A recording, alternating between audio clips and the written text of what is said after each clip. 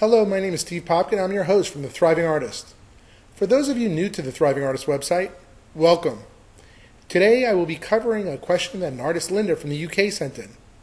She asks, I would just really appreciate any info on how to go about making a comfortable living off my artwork. It has always been my dream and people love my work, but I'm an artist, not a salesperson. Is it possible to lay out some steps for me to take? First of all, thank you, Linda, for the question, for it's one that many artists ask themselves over and over again. The easiest way to make this understandable for you is to give you my drum roll, please. 7 workable steps to help you sell your artwork. Let's get started right away with step number 1. And that is, decide that you want to sell your artwork. Now, please don't take the statement for granted. Everything else builds upon this first step. Your happiness should not be a hopeful goal down the road, but a major component of your journey. Isn't that what life's all about? If your goal is to be a famous and thriving artist and you're stuck making a living doing something you really don't want to do, isn't it time you go for it? Have you been afraid to strike out on your own and try to sell your art? Do you think your art is good enough to sell? Or is your work good, but you just don't know how to sell it? Besides your family and friends, that is. Now, I know this sounds ridiculous on the surface, but let's look at it a little deeper. Many artists love just creating art, but they have no desire to sell what they make. I got that. Selling their work becomes, unfortunately, a necessary evil. Suffice to say, supplies, tools, food, and housing cost money. If you want to be a full-time artist, you either have to have money saved up, work another full-time job, or learn how to sell what you make.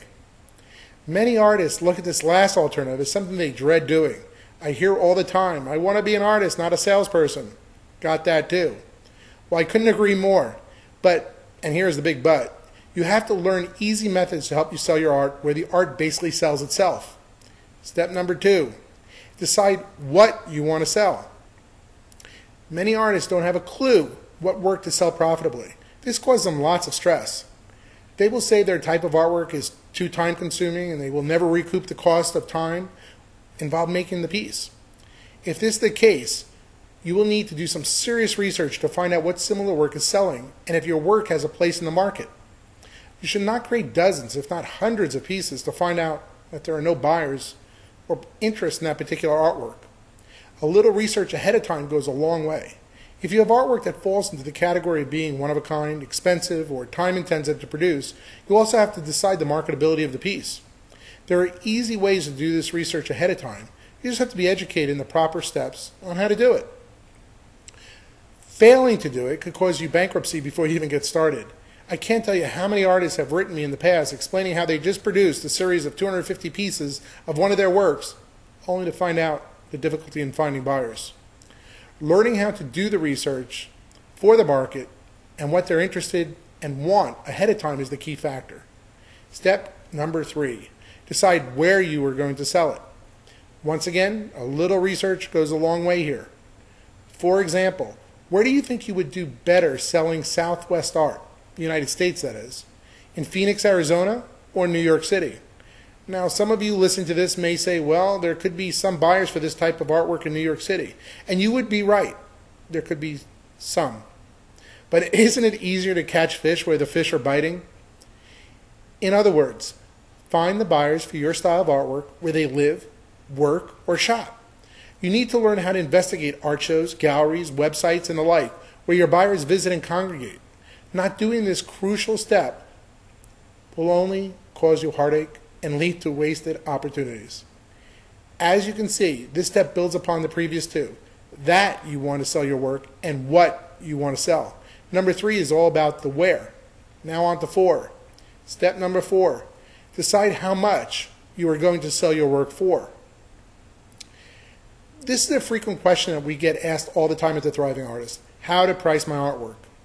Artists either do one of 2 things: underprice their work or overprice it. Most never get it right from the get-go. Trial and error seems to be the name of the game. Well, until you figure out the right price points for your work, much money and lost sales will slip through your fingers.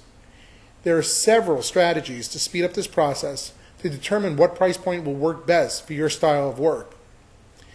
In my art marketing course, I teach specific strategies to make sure your price of your work is done profitably from the start.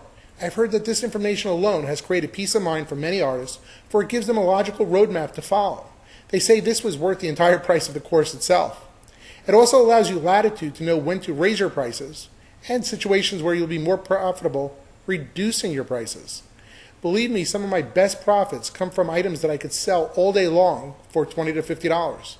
Now, before you say I have no interest in selling for that price point, Steve, well, what if I told you that these are pieces I would normally be giving away, and they take me less than 2 minutes of my time to make? To me, it is found money, and it exposes people to my more expensive pieces, which I sell for hundreds, if not thousands of dollars. Step number 5. Set up an efficient shop or studio and process to produce your work. This sounds pretty simple, doesn't it? But how many of you listening to this could honestly say that your workspace is productive, efficient, and can handle multiple projects at once? Artists tend to get wrapped up in their work and lose track of time, space, equipment, materials, and everything in between. I know. I've been there myself. I'd go into my studio about 7:30 at night just to complete a simple part of a project I was working on. I put on some great music, turn off the phone, and get into the zone. The next thing I know, it's 3 in the morning, and I just can't stop. I love it, and I know you do too. But the shop can become a disaster when I get going. Cutting glass for my stained glass windows, scrap glass lying around, airbrushes and the like. Things pile up quick. Setting up your shop for production helps keep you working profitably. Once I tightened this area up, I was spending more time creating art and less time cleaning up and organizing all the supplies and materials that I just finished using. You're probably saying to yourself, well, Steve, this sounds like common sense. And it is, but we all fall into this trap.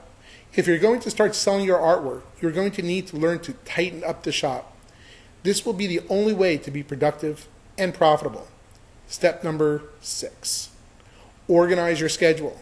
This includes specific things such as buying supplies and materials, talking to prospective customers and current customers, working on your art, planning your marketing activities, daily and monthly business activities such as taxes, bills, paying utilities, registering for art shows and the like, and most importantly, having fun in and out of the studio. Notice how this step directly follows step number 5 above, dealing with organizing your shop. Step 6 involves organizing your time. If you fly by the seat of your pants, plan to be stressed and overwhelmed.